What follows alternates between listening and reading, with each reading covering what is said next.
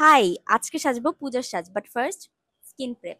So ফার্স্টেই আমি এই সিরামটা ইউজ করব, যেটার অবস্থা দেখে তোমরা বুঝতেছো এটা আমি প্রতিদিন ইউজ করি। অ্যাকনে প্রোন গার্লিস এর জন্য এটা হচ্ছে বেস্ট বিকজ এটা ব্রাইটেনিং। ভিটামিন সি ইউজ করলে সানস্ক্রিনের ইফেক্টিভনেস আরো বেড়ে যায়।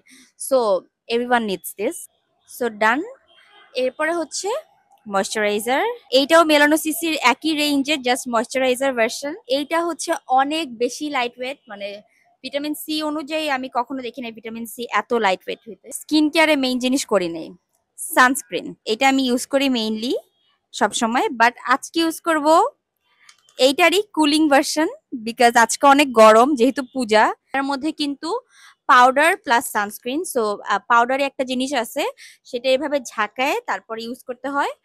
তো এরকম শেক করার পরে পাউডার আর সানস্ক্রিনটা এক হয়ে যায়। তো যেহেতু এখানে পাউডার আছে, সো এটা অনেক লাইট ওয়েট। এইটা যাদের মাথা ব্যথা হয় তাদের জন্য একদম বেস্ট।